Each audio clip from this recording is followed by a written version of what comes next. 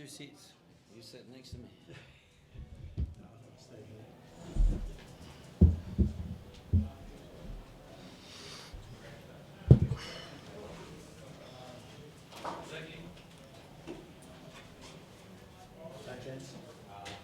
Tony, congratulations, a terrific win, particularly after the early setback there. You must be really pleased with what you've got performed after that bad start. Yeah, it's not easy to come here to Gosford and play against the Mariners. They're a good side. They don't give away many points, and to come from behind and score 2 goals. And the second goal was particularly classy. Pretty impressed with the way we built up, which shows that we can play good football. But our midfield are really operating well, and now we've got the firepower up front. I thought Brocky did well. Nathan Burns and Mike McGlinchey are attacking midfielders that I thought could be goal scorers, and that's Michael played 2 games, 2 goals. Nathan's off the mark today, so all round I was pretty impressed with the performance. But all in all, I thought we scored 3 terrific goals. And young Doyle showed a bit of character to come back, obviously, after that, and put in a great cross to the equaliser. Well, did you speak to him and Glenn Moss afterwards to find out what happened? Was it just a breakdown in communication there? You can never really logically work out how an own goal occurs. It's just a mistake in an area where you can't afford to have mistakes. But the good thing about Doyley, as I've said before, he's pretty well bulletproof. He's one of these people who makes a mistake, he doesn't dwell on it, he moves forward.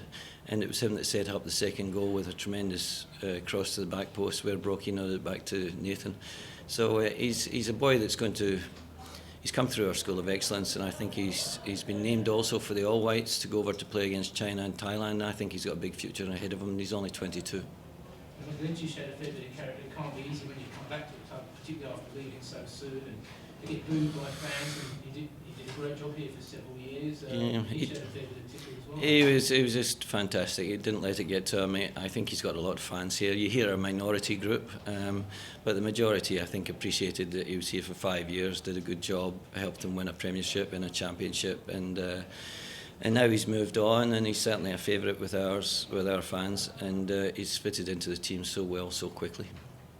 You've got obviously other attacking options. You have Kenny Cunningham there, who's been a pretty good player for you. How do you squeeze him back from the team? Well, that's right. I think we've got good depth now, and remember, it's 27 rounds. We've got another 25 to go, and you really need that depth. We were caught out badly with depth in this last third of the season last year, and I wasn't going to get caught out a second time. So, good depth in midfield. Vince Leah come on and did a really good job for us.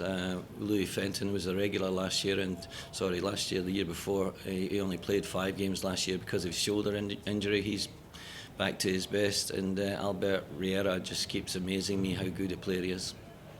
Nathan Lewis looks a terrific pickup for him. He looked very lively today. Nathan, I've known Nathan since he was a youngster through the New South Wales Institute of Sport. He's played at every level for Australia, 17s, 20s, Olympic and senior.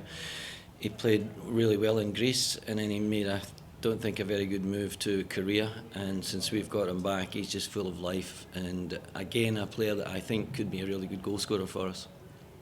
How important is it for you to get that early away win? People always talk about Phoenix's record here in Australia, to get a away win so early in the season, particularly at a place like this where it's traditionally hard to get 3 points? It's traditionally hard to get 3 points here, but I'm a great believer in getting 3 points home and away or wherever it is. I just don't believe our home stadium, Westpac, should be a fortress. I think everywhere is for 3 points, and that's the attitude you've got to have if you're going to win something. And if you play away from home for a draw, you ain't going to go far. You might get in the finals, but you're not going to do anything.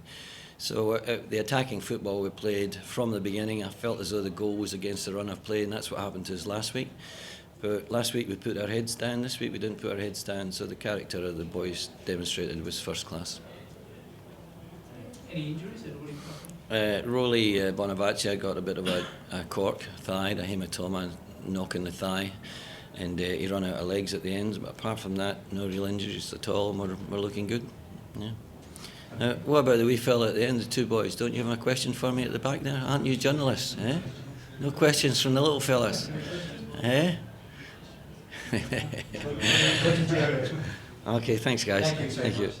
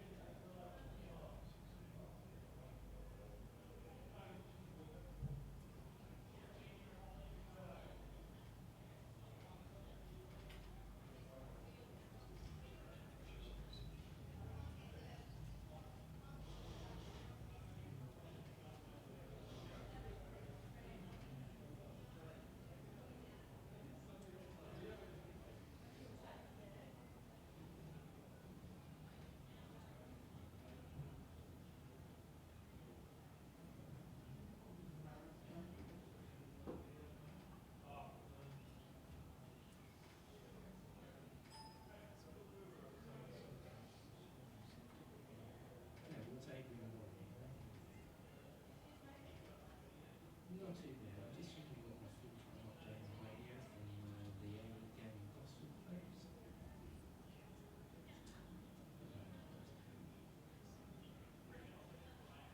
Yeah, that was a nice day. It was nice day. It was warm and it was a good game.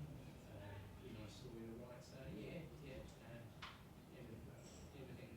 good. So yep, I'll file a wrap a little bit later. We're still waiting for the process to finish here. So yeah, start I should say, not from here. Alrighty, thanks, boy. Cheers. Bye.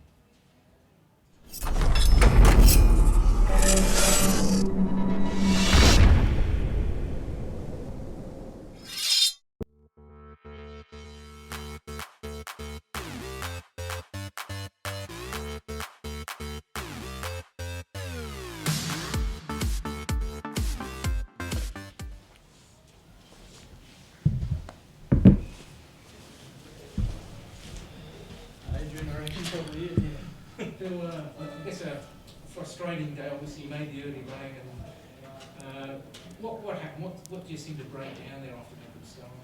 Oh, look, we just gave away 2 gifts. We gifted them 2 goals, and at this level, you can't do that. And you know, we took the lead, and you know, we pride ourselves on this being a fortress at Central Coast Stadium. And when you go 1-0 up, you can't afford to give away goals of any sort, let alone gift wrapped. And we did that today, and that's where we let ourselves down. But you know, ironically, I thought the overall performance this week was much better than last week. Last week we get 3 points. This week we get nothing to show for it. It seemed like the subs came on, they added a bit, and you went pretty close there for both Fitzgerald and Trafiro over the last 15 minutes. Yeah, look, I was very happy with the impact that Trafiro, Fitzgerald, and Caceres all had. And you know, they're quality footballers, and they're very unlucky not to be in the starting 11 at the moment. So you know, I thought all 3 of them you know, came in, did extremely well, and gave us momentum off the bench, which is what their job was today. But certainly, you know, we've now got 2 weeks to prepare for Sydney, and you know, there's some selection decisions to make, definitely. I guess you sprung for us a bit of a surprise there when you left Anderson and brought the young lad in there. I mean, it's obviously unfortunate what happened to the penalty. You never really second guess yourself, but in hindsight, would you prefer to have had a more experienced player in there? No, look, I picked a team today that I thought was capable of winning the game. We've got a fantastic squad, and you know, Jacob, I thought had a very solid game for his debut today, and you know, he was comfortable on the ball, and I thought he did his job defensively well. There was that one split moment for the penalty, but you know, that could have happened to anyone. But yeah, there's no regrets on the selections today. It's the decision I made, and that's my job. But I know I've got 24 players to choose from, and any one of them deserves to play first 11. They all work so hard for themselves, for the team, for me, every week. And you know, we've got, as I said, 2 weeks now to prepare for Sydney. So training form will count for a fair bit in the next 2 weeks. Is it frustrating that you actually have that gap? I mean, you've had 3 games in 7 or 8 days, so in one sense it's probably not a bad thing to have a bit of a break. Would you prefer to back up again next week? Oh, look, I mean, you don't expect to have a break from games 3 weeks into your competition. So, you know, from that point of view, it's you know, something that we wouldn't have asked for, but they're the cards we're dealt. So what it does is it gives us a chance to take stock and you know, focus in training on a few areas that we need to improve, and certainly the top third is one of them. But you know, we're looking forward to the trip down to Sydney, and that's you that's a game that's certainly been circled on the calendar, and one that will go down there searching for all 3 points. I know you scored a hatful in the FFA Cup, but obviously this is, I guess, obviously a higher standard, more difficult there. Any early concerns? Obviously, Mane is still settling into the group there. Mitch did 1 or 2 good things as well, but I guess 2 goals from 2 games, 1 from an own goal probably isn't ideal from your perspective attack-wise. Yeah, no, but I think what you've got to look at is the chances we've created, and we've certainly had a fair few of them. And on Tuesday night in the FFA Cup, the chances go in. Tonight they don't. We hit the post, and Moss pulled off a couple of good saves. One that stands out from Trafiro, of course. And when we had the pressure on them, I thought there was a couple of decisions that probably didn't go our way. One in particular was a corner, 100% corner, when we had the pressure right on them. And who knows where that could have gone if we get it. But it's one of those things. As I said, I'm not making any excuses, not blaming anyone else. We gave away 2 soft goals tonight, and when you do that at this level, you get punished. Were you disappointed all in the way that the crowd reacted to Blinchy booing him? Look, our supporters are so passionate about our club, and Mikey didn't want to be here anymore for his own reasons, and our supporters are quite entitled to voice their opinion, and I think they did that today. But at the end of the day, Mikey gave great service to the club. The club did a fantastic job in helping develop him into an international footballer. And we wish him no ill will. We tried to shut him out of the game today, and he ended up grabbing a goal. So that's just one of those things. Injuries wise, did you put up okay for the game? Yeah, no, we pulled up well, and there's a few boys who'll play youth team tomorrow to get some match minutes. But the next couple of days gives us a chance to go away and, as I said, take stock and then work hard on the training pitch this week, and then the following week prepare for Sydney. Thanks, guys. Sorry. Malik has been an instant hit with the fans. Whereabouts on the pitch do you see Malik playing long term? Is his current fitness level a factor? Is his current fitness level a factor?